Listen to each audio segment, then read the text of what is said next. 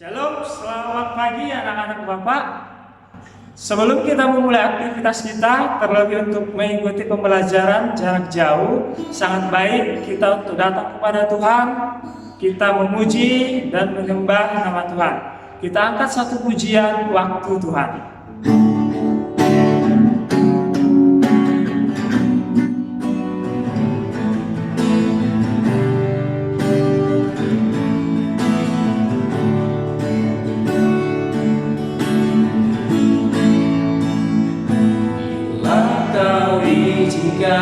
Sesuatu terjadi, ku percaya semua untuk kebaikanku. Nanti telah tiba waktu, ku percaya kuasa-Mu memulihkan hidupku.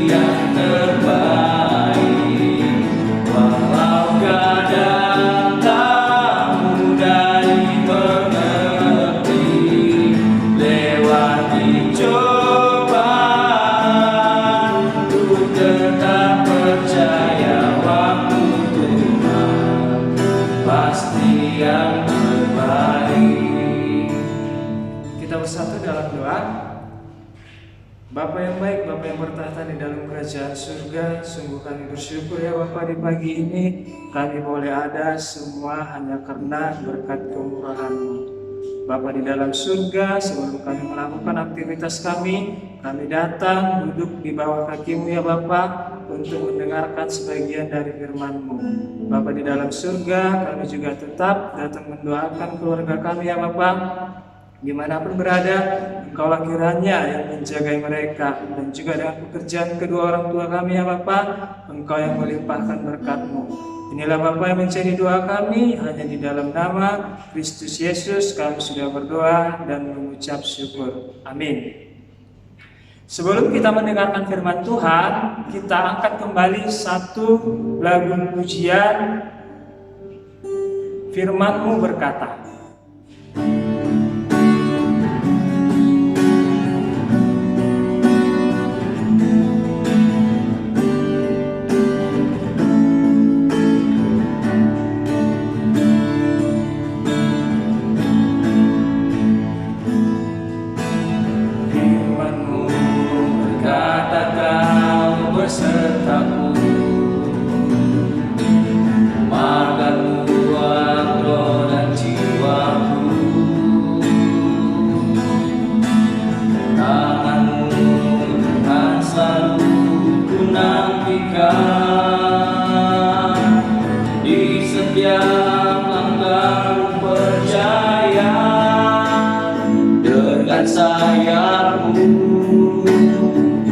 akan terbang tinggi di tengah badai hidup. Ku tak menyerah, Kau kekuatan dan perlindungan bagiku, pertolonganku di tempat maha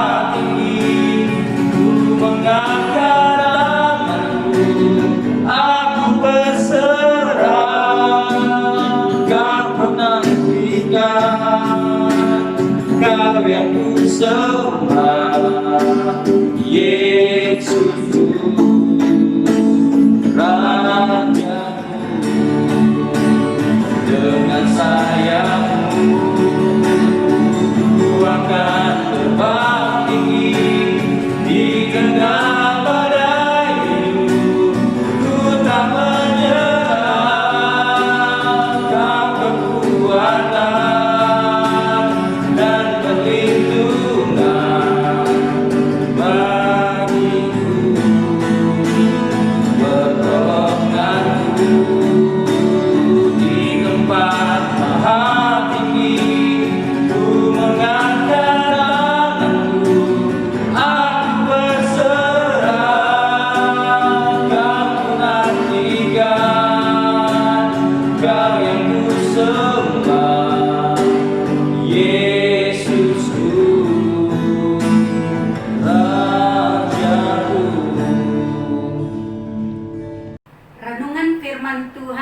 hari ini kita dasari di dalam pembacaan firman dari Yosua 5 ayat 13 sampai 15, dilanjutkan Yosua 6 ayat 1 sampai 27. Tetapi berhubung dengan waktu, kita akan membacakan pasal 5 ayat 13 sampai 15, dilanjutkan pasal 6 ayat 1 sampai 5 dan ayat yang ke-20.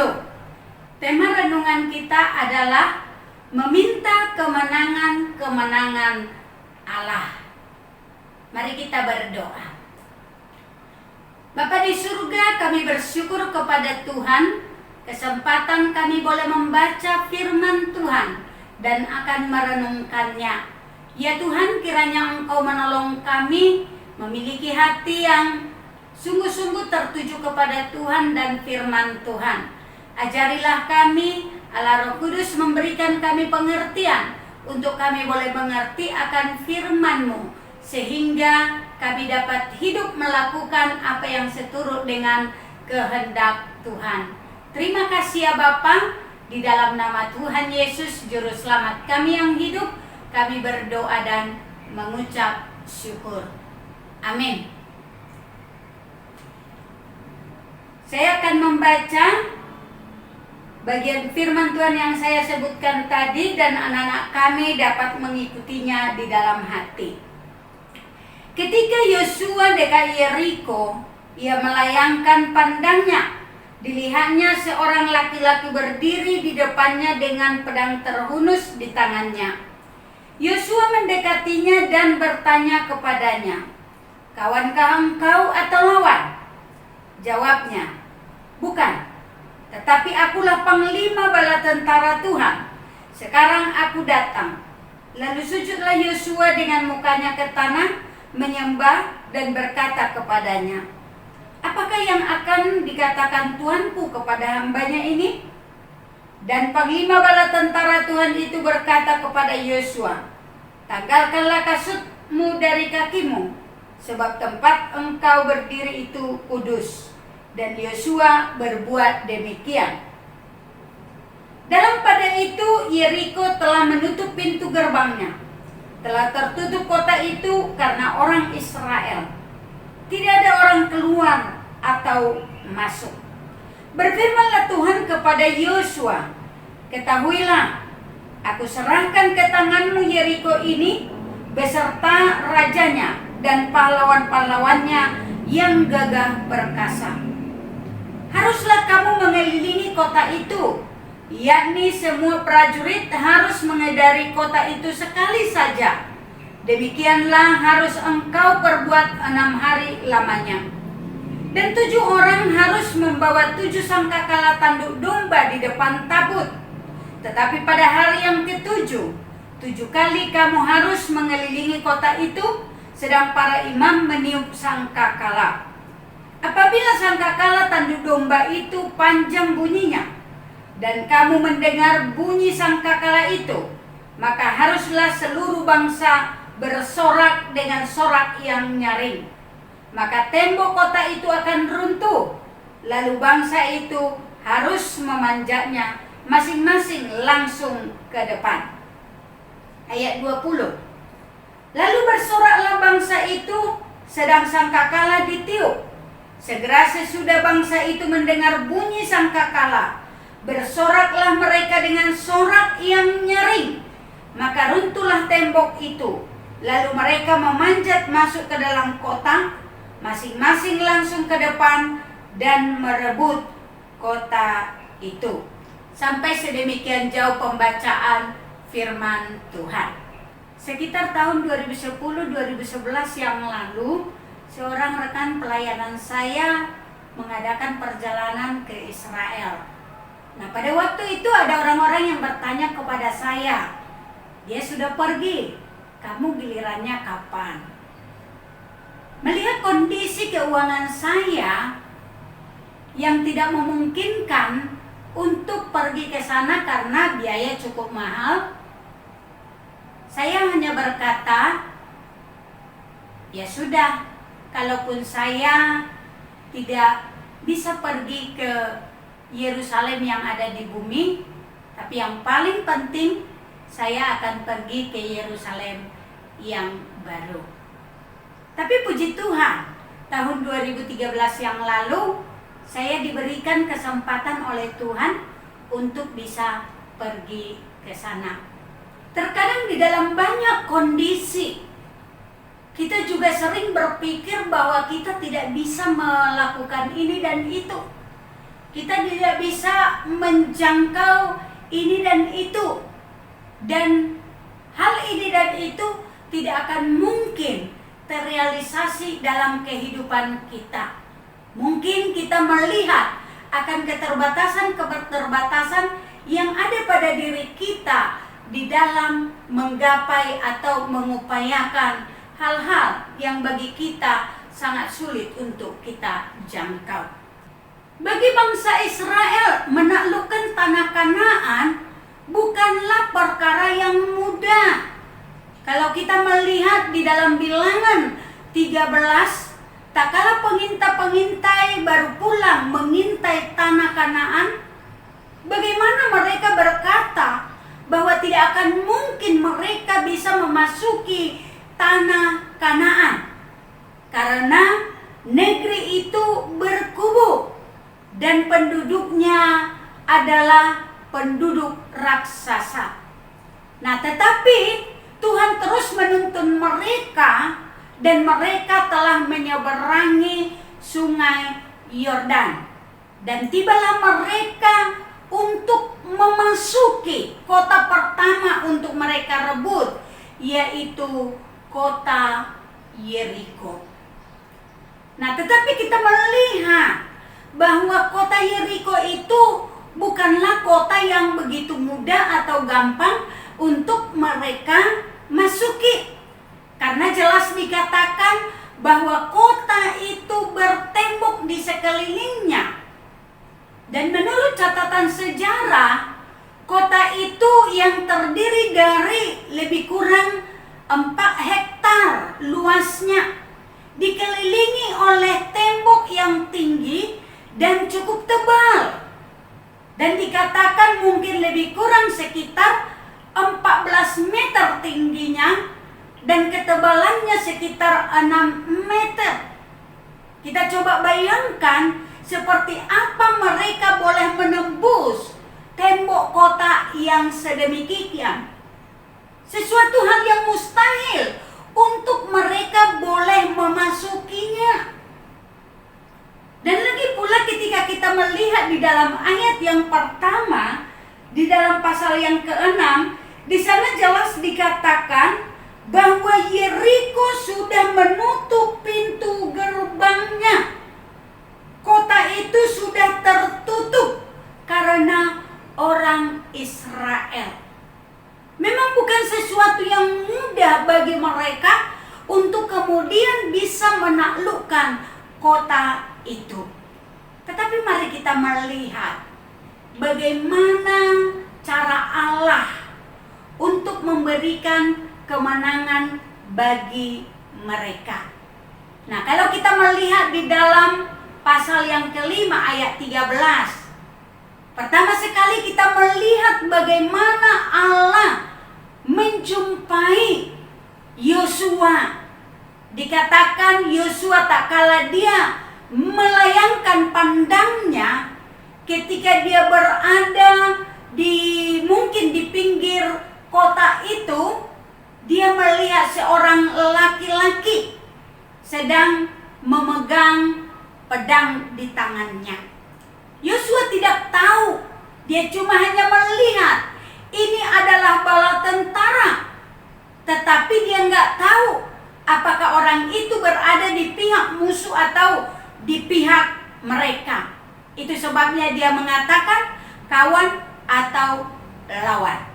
Nah, tetapi kita dapati jelas jawabannya bukan, tapi akulah panglima bala tentara Tuhan.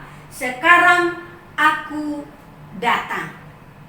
Tuhan mendatangi Yosua untuk memberikan peneguhan bagi dia bahwa Allah sendiri yang akan menyertai, Allah sendiri yang akan menolong mereka di dalam merebut kota itu.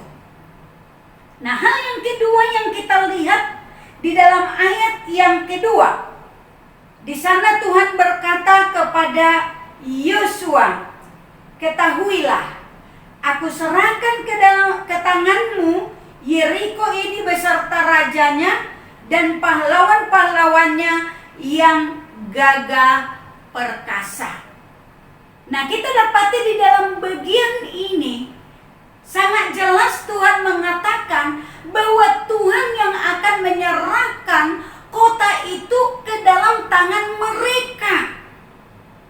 Bukan cuma kotanya, rajanya, pahlawan-pahlawannya.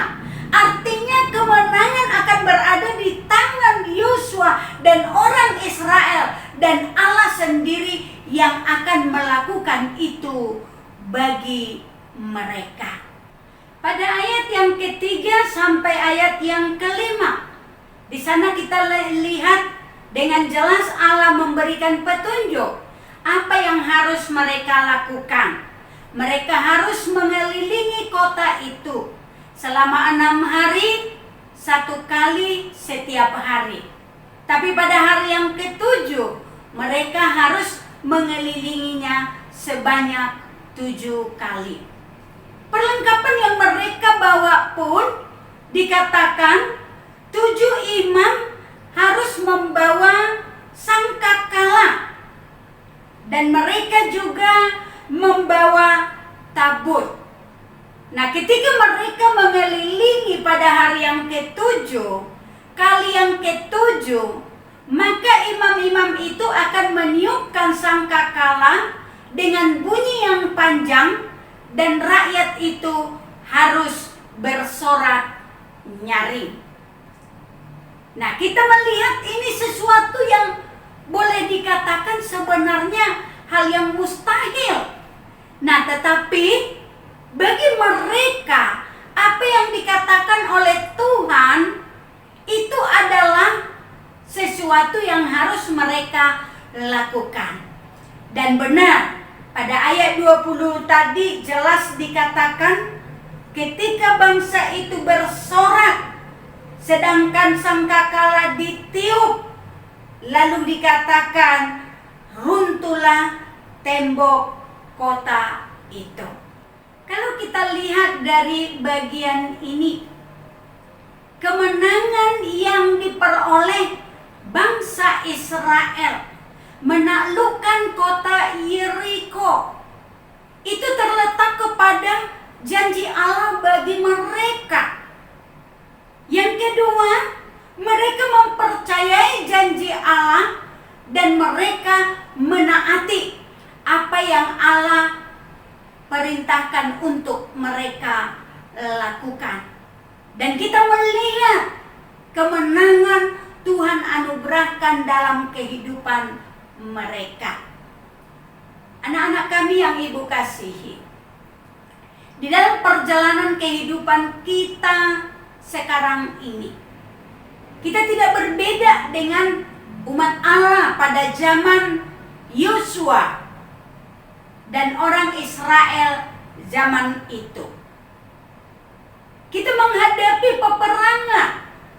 Memang peperangan yang kita hadapi saat ini tidak secara fisik seperti orang Israel berperang dengan penduduk tanah Kanaan. Tetapi kalau kita melihat di dalam Efesus 6 ayat yang ke-10 sampai ayat yang ke-18, di sana kita dapati tentang peperangan atau perlengkapan rohani. Ayat 12 di sana dikatakan, karena perjuangan kita bukanlah melawan darah dan daging, tetapi melawan pemerintah-pemerintah, melawan penguasa-penguasa, melawan penghulu-penghulu dunia yang gelap ini, melawan roh-roh jahat di udara. Artinya ada perlawanan tidak kasat mata, tetapi sungguh nyata, di mana kita menghadapi peperangan yang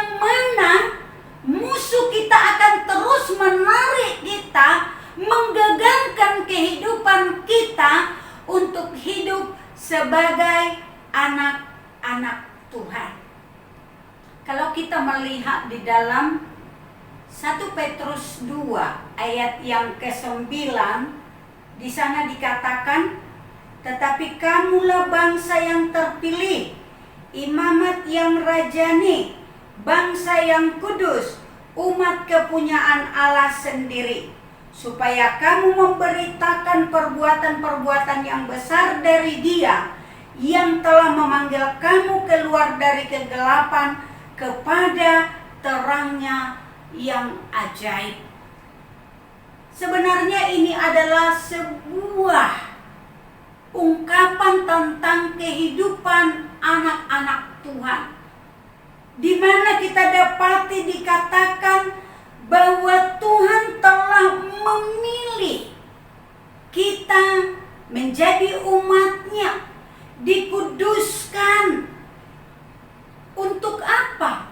Untuk kita dapat memberitakan tentang Dia. Kehidupan kita telah dimenangkan, dibebaskan dari kegelapan dunia ini. Kita menjadi umat Allah supaya kita hidup di dalam kebenaran Allah. Nah, bagaimana kita menjalani ini di dalam kehidupan kita? Ada banyak orang berkata, bagaimana mungkin di tengah-tengah dunia yang berdosa ini aku bisa hidup dengan benar? Tidak akan mungkin. Banyak orang pada akhirnya berprinsip seperti itu. Tidak akan mungkin.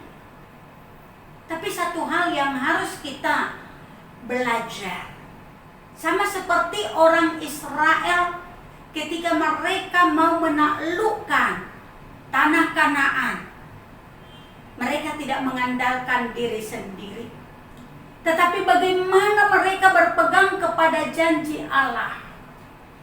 Mereka belajar mempercayai janji Allah dan mereka taat. Dan pada akhirnya Allah lah yang memberikan kemenangan. Sedemikian juga dengan kehidupan kita. Di dalam menjalani kehidupan sebagai anak Tuhan. Untuk kita dapat hidup dengan benar. Di tengah-tengah dunia yang bengkok ini, kita hidup lurus. Di tengah-tengah dunia yang penuh dengan sumpah serapah, kita hidup mengeluarkan kata-kata yang baik dari perbendaharaan mulut kita yang baik. Di tengah-tengah kehidupan dunia yang egois, kita hidup memperhatikan orang lain, peduli dengan orang lain. Di tengah-tengah masyarakat yang hidup untuk diri sendiri, kita tahu kita hidup untuk Tuhan dan kita hidup dipakai Tuhan menjadi saluran berkat. Nah, untuk itu jangan hanya mengandalkan diri sendiri, tapi ingatlah Tuhan Yesus Kristus telah menebus kita, memberikan kemenangan bagi kita, dan akan menolong kita ketika kita mengandalkan Dia dalam menjalani kehidupan kita untuk mempermuliakan Tuhan. Tuhan yang akan menolong kita. Amin. Mari kita berdoa. Bapa di surga, kiranya Engkau menolong kami dalam perjalanan kehidupan kami, menghadapi tantangan hidup, tarikan-tarikan dunia ini, kedagingan kami, godaan iblis yang terus menyerang kami ingin menggagalkan hidup kami. Tetapi biarlah pengalaman bangsa Israel di dalam menaklukkan tanah Kanaan, kemenangan mereka dapatkan daripadamu yang berpegang kepada janjimu, mempercayai Engkau yang menolong mereka, dan mereka terus tunduk kepada apa yang Tuhan perintahkan bagi mereka. Sedemikian juga Tuhan, kiranya Engkau juga menolong kami untuk terus percaya kepada Tuhan dan juga taat kepada Tuhan, untuk kami dapat menjalani kehidupan seperti apa yang Tuhan inginkan. Tolonglah kami Tuhan, di dalam apapun yang Tuhan izinkan untuk kami boleh jalani, biar kiranya Engkau yang menjadi andalan kami, sehingga kemenangan-kemenangan boleh menjadi bagian kami, yaitu bagaimana kami tetap hidup mempermuliakan Tuhan. Terima kasih ya Bapa, di dalam nama Tuhan Yesus kami berdoa dan mengucap syukur. Amin. Shalom. Tuhan Yesus memberkati. Selamat belajar.